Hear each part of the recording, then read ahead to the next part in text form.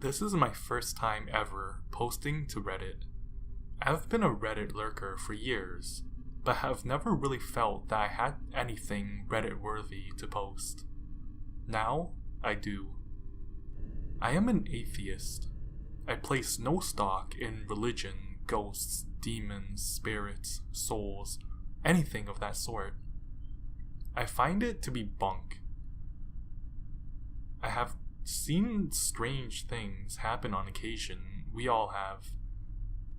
Most are petty, easily explained, and just amusing. This was anything but. This was the first time I have ever actually experienced something that I simply cannot explain. I chose no sleep because of the creepy nature of this incident. This happened last night. As I sit here, it's 10 a.m. in the morning after the situation. I find it hard to focus on typing. All I can focus on is trying to figure out how and why this happened as it did. First, a little general information. I work at a hotel. It's part of a global chain. The hotel is not beautiful, but nor is it a slum. We are a 3-star hotel. I work overnight 4 to 5 nights a week, from 11 p.m. till 7 a.m. During this time, I am the only employee on the property. My nights are pretty dull. In a given night, there is usually only about 2 hours worth of actual work. I spend most of the night binge watching Rick and Morty or South Park or whatever.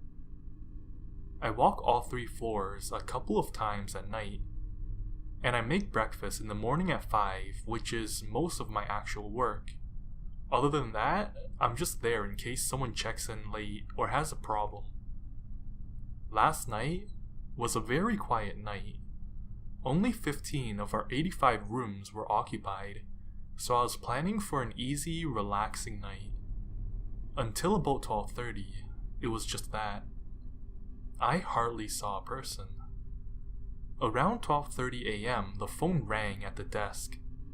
I paused my show and answered, glancing at the phone first to see if it was a guest room or an outside line. Which one it was would dictate what I say. The display read RM209, so I said, "Front desk, this is Sean."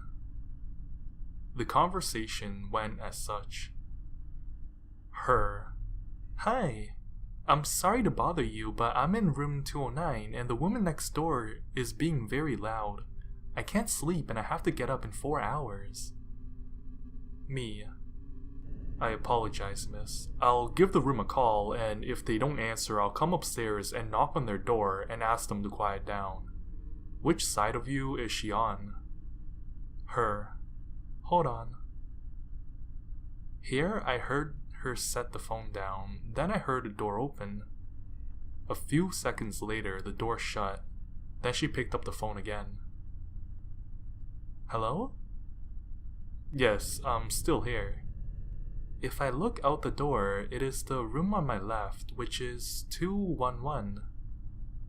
Me: "Okay, I'm sorry, I'll get it sorted out." Her: "Thank you, good night." I hung up the phone, picked it back up, and dialed 211. There was no answer. I looked on the computer to see who was in 211, so I could address her by name when I knock. I pulled up the list and scrolled down to discover that 211 is supposed to be vacant. Now I was annoyed. This was not the first time this has happened. Some people will switch a guest to a different room and forget to change it in the system. This is a problem for obvious reasons. You may send a guest to a room that is already occupied, but no. So it pisses me off when people do this. This meant that not only did I have to go upstairs and tell her to pipe down, but now I have to ask her what her last name is so I could find her in the system and switch her room. I switched the phone line to the cordless one, put the phone in my pocket, put the sign up on the desk that says front desk will return shortly, and headed upstairs. I approached the room and knocked on the door. Nothing.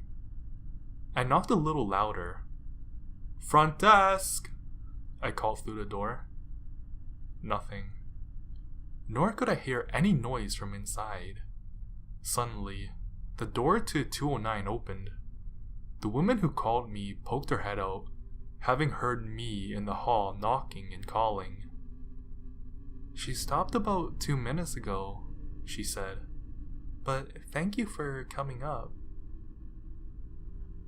"Well, she seems to have quieted down now," I said. "So I guess call me again if she starts being noisy." "I will." With that, she shut the door. Her problem was over, for now. Mine, however, was not. I still had to figure out who was in 211 and correct the error. I knocked one more time, got no answer, and decided to make a judgment call and take a chance. I was going to use my master key and open the door. We would normally not do this, but the facts were that the room was supposed to be empty, and I myself hadn't heard anything from the room. So officially, I decided that the room was to be considered empty. I slipped my keycard into the slot and watched the light flash green. I turned the knob, half expecting the door to be dead bolted from the inside, as most guests do when they are in for the night. It was not dead bolted, and I swung the door open. Then I stood there for a moment, perplexed. The room was empty, and not in the sense that the guest had stepped out to go to a vending machine. This room was untouched, left exactly as the housekeepers left it. I looked around in the bathroom and closet, and was satisfied that the room was vacant. I was weirded out, but also relieved. The woman had been mistaken, and the sound was coming from elsewhere. No rooms were wrong in the system like I thought. I made a mental note to check room 207, the room on the other side of 209, in the computer when I got downstairs. It probably came from the room, and they had just finally gone to sleep, but I did not have a chance to check the system. I did not even get a chance to get down to the first floor. A few seconds after calling the elevator, before it arrived, the cordless phone rang in my pocket. I took it out, looked at the little LCD display, and froze. The display said RM211. I looked back down the hall toward the room, pushing irrational thoughts out of my head. It was silent in the hotel, save for the ringing phone in my hand. Nobody had gone in or out of the room as far as I could tell. Well, I thought, ignoring the uncontrollable sense of dread that was welling up in me. Now I can finally get to the bottom of this. I answered the phone. "Me. Front desk. This is Sean." Woman, sounding angry. "Did somebody just come into my room?" Me. Ma'am, what room are you in?" Woman. "I'm in 211. Somebody opened the door a moment ago, walked through the room, and left. I'm trying to sleep in here. Who was in my room?" This is where I really started freaking out. Was somebody messing with me? No, how could they change the room number as it appeared on our phone system? But if that wasn't the case, then how was I talking to this woman? I literally could not think of a reply. I could not think of what to do. Call the police? No, what would I tell them? That we have an unauthorized guest in a hotel who called me from a vacant room? And that nobody has actually seen this woman? Then it hit me. I was still on the second floor. I had this woman on the phone. All I had to do was keep her on the phone while I walked back to 211. I couldn't think of what to say to her, so I just decided to be honest. I slowly started back toward 209. Me. Ma'am, we had a complaint about noise from your room, but it looks like an error was made in the system, and your room is listed as vacant. Could you tell me your last name? Her. My last name is... I've been here for 3 nights so far. Why the hell are people coming into my room? She was sounding more upset now. I was typing her last name on my cell phone so I would not forget it. Well, ma'am, as I said, the room was listed as empty, and we got a complaint about noise, so I knocked and then went in to investigate, but the room looked empty. At this point, I was only a few steps from 211.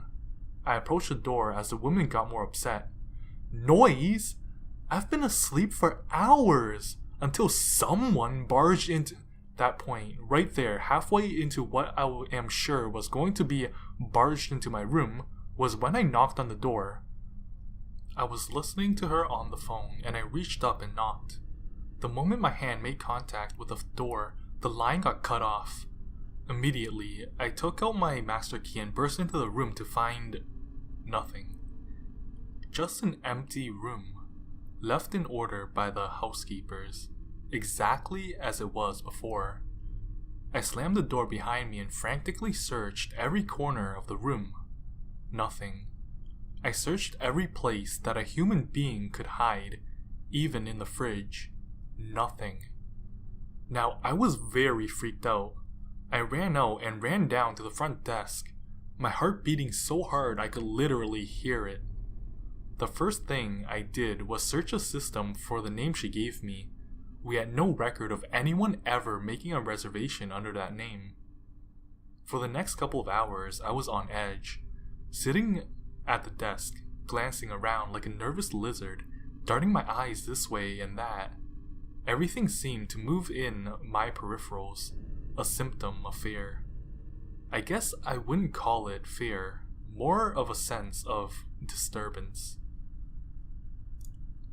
Like reality had suddenly hit a bump or had a glitch, with the inescapable feeling that it was not over and more was going to happen any second, but it never did. Eventually I had to make breakfast.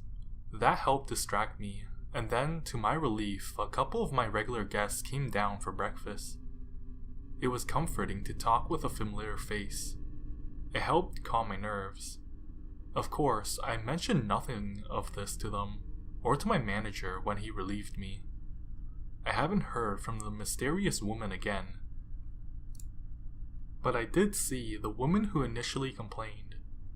I thought about pulling her aside and talking to her about it, but I thought better of the idea. After all, she hadn't seen the room. She hadn't seen it all in order, empty. All she knew is that there was noise in the next room. She called and complained, and the noise stopped and nobody would answer the door. If I started telling her about my phantom woman, she would think I was crazy, and I couldn't blame her.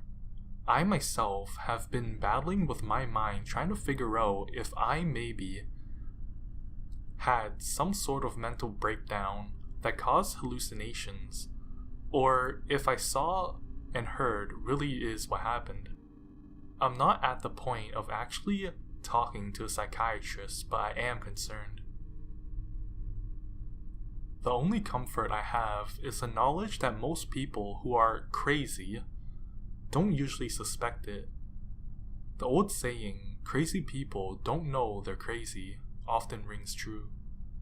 Well, that's about the long and short of it. I won't be able to post this till I get to work this evening because I have no reception at my house. I'll make an account on Reddit when I get it, and this will be my first post, probably around 11 p.m. or shortly after.